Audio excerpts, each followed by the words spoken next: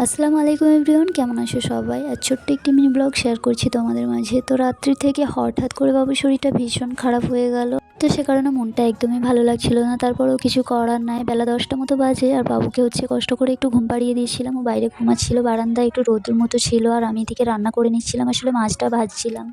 তো বাবু একদমই আমাকে ছেড়ে থাকছিল না। রান্না করতে করতে আবারও বাবুর কাছে এসে বারান্দায় একটু খেলা করছিলাম, ওকে গোসল করিয়ে দিয়েছি আর তেলের বোতলটা নিয়ে খেলা করছিল। তো যাই হোক, তারপর আবার আমি কপি আলু ভাজা করে নিচ্ছিলাম আর আজ মাছ দিয়ে পেঁয়াজ দিয়ে ঝোল হবে। আবারও আমি বাবুর সঙ্গে খেলা করে কিচেনে রান্নাটা করতে এসেছিলাম আর বাবু কান্না করছিল, তো আমার কাছে নিয়ে এসেছিলাম ওকে। আবার আর অল্প করে ভাত খাইয়ে দিচ্ছিলাম আর শরীরটা যেহেতু একদমই ভালো নয়, তো কিছু খেতে চাইছিল না একদমই, কি আর বলবো।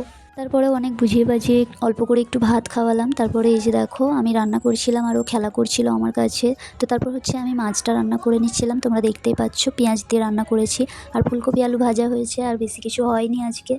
তো যাই হোক, তারপর দেখো সন্ধ্যাবেলা দাদাভাই বাজার থেকে গাজরের হালুয়া নিয়ে এসেছিলো। রাজস্থানে এটা খুবই ফেমাস, শীতের সময় তো ভীষণই ভালো লাগে এটা খেতে। আর তোমরা দেখতে পাচ্ছ পুরো ঘিয়ে ভরপুর। তারপর একটু স্যুপ নিয়ে এসেছিলো গরম গরম, সাথে আরও এনেছিল নারকেল দেওয়া মিষ্টি, মানে কালো যেমন যেটা বলা হয় গোলাপ জামুন। তো এটা আমার কাছে ভীষণই প্রিয় লাগে। তো আজকের ব্লগটি এখানে শেষ করছি, কেমন লাগলো কমেন্টে জানিও। আল্লাহ হাফেজ।